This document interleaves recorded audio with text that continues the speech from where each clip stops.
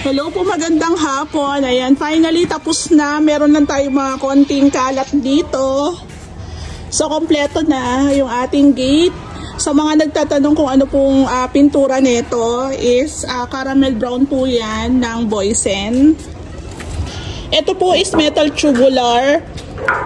Metal po yan, bakal po yan. Ayan, may pa-handle pa tayong pang mayaman. Tapos dito po meron tayong trench drainage. Ayan. So, i-consider nyo na lang po na may mga gamit na gawa ng, sabi ko nga sa inyo, is may nakatira na dito. Ayan o, diba? Reflective yung kanilang sliding. So, kitang-kita yung mga gamit.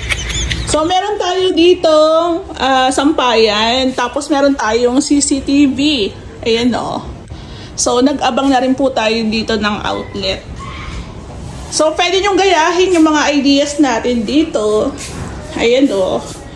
So, sliding, nakasagad kasi meron po ditong gagawin. May business. Ayan o. O, diba? Dito po naka-glass din siya. Alam niyo po, yung business dito is printing. Ayan. Xerox, printing, scan. So, kaya dito meron pong maliit na, ayan po, oh. So, kailangan din talagang naka-grills kasi meron tayong, ayan o, mirror. Meron tayong glass. So, safe na safe yung ating glass. Kahit magbatuan yung kapitbahay dyan, safe. Huwag lang maliit na bato kasi papasok talaga. So, nilagyan din po nila ng blinds. Yung blinds natin, sa TikTok shop po namin meron yan. Doon niya po in-order. So, kaya po nakasagad kasi nga, soon magiging room po dito. Tapos dito parang may small business. Ito po, meron tayong tutorial. Kaya niya pala, pinaingatan yung mga tiles doon po, yung existing. Kasi ganito po yung plano ng may-ari. Tapos yung mga bakal na to, ito rin po yung ginamit doon sa bubong. So, napakinabangan. Napinturahan na. Konting linis na lang to, okay na. So, meron tayo ditong sliding, reflective sa labas. Meron tayong sliding dito na French tie. So, ayan siya. Ayan. O, diba? Tapos na. Ayan. So, bali guys, ito na yung itsura ng kanilang unit. Pang mayaman na. Ayan po. So, kung mararecover ko pa yung dati na video before, so makikita nyo laki na ng improvements. Yung cabinet na dyan, dati na yan, niretouch na lang, inayos na lang. Ayun o, diba? So, ito yung sasabi ko sa inyo, kung ayaw nyo ng cove ceiling dito, pwede naman po yung flat ceiling na lang. Kaso, may dugtong. Pero, given naman yan. So guys, mapapansin nyo dati, dito po yung bintana. Pader to, gusto niya open. Para sa kanyang dining. Ito yung kanyang bar counter. Ayan no. So tatanungin na lang natin siya pag nabasa niya sa comments kung saan nabili yung mga ganito. For sure, tatanungin niyo kung saan nabili. Ito po meron tayong pa-fluted panels. Bar counter siguro nasa 60 sadyang malapad kasi plano niya is meron tayong storage sa ilalim. Storage, ayan, aluminum. O, diba? Ayan, o. O, Shopee.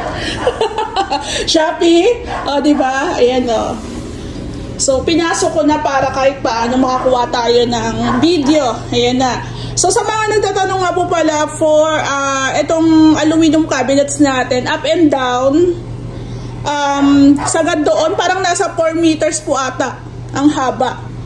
Tapos, 45,000. Then, labor materials na yun. Mura na yun kasi kung sa materials sa kahoy ang bahal. So, buksan ba natin? O, ayan o, may laman na aayusin na lang yan. So, andito rin po yan o. So, I think hindi po kasama yung mga accessories. Bibilihin nyo, ipoprovide. Tapos, ito yung ating lababo. Sink. Ayan. So, pagdating po sa tiles, si client po ang pumipili.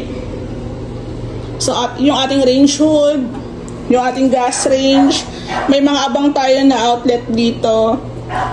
Ito pong maganda to kasi may safety to eh. So, kahit tusukin ng bata, safe yan. Tapos, dito po yung dining. Yung dining natin na pang mayaman. Yung mga accessories, furnitures, yung may-ari po ang bumili niyan. So, dito po meron tayong mini cove. Request po ni client yan. So, cute talaga kasi pag may cove.